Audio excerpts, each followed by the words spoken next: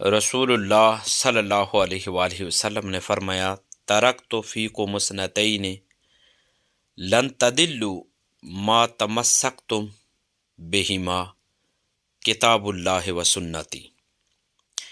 اس حدیث پاک کو امام حاکم نے روایت کیا۔ آقا علیہ الصلوۃ والسلام نے فرمایا، میں تم میں دو چیزیں چھوڑے جا رہا ہوں، جب تک تم ان دونوں کو مضبوطی کے ساتھ پکڑے رہو گے تم کبھی بے راہ نہیں ہو سکتے۔ ان دو چیزوں میں پہلے نمبر پر ہے اللہ کی کتاب، دوسرے نمبر پر میری سنت یعنی حدیث۔ یہی دونوں چیزیں مشعل راہ ہدایت ہیں، اور یہی دونوں چاند اور سورج ہیں جس کے ہاتھ میں یہ دونوں یعنی قرآن مجید، فرقان حمید اور حدیث شریف ہوں، وہ ہرگز گمراہ نہیں ہو سکتا۔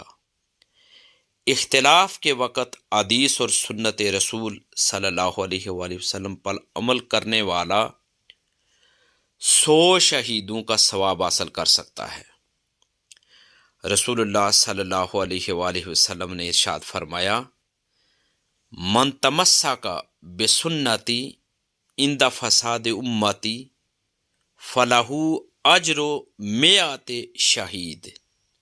اس حدیث پاک کو امام بہقی نے روایت کیا ہے۔ پیارے آقا صلی اللہ علیہ وآلہ وسلم نے فرمایا، میری امت کے فساد اور اختلاف کے وقت میری حدیث پر عمل کرنے والے کو 100 شہیدوں کا ثواب ملے گا۔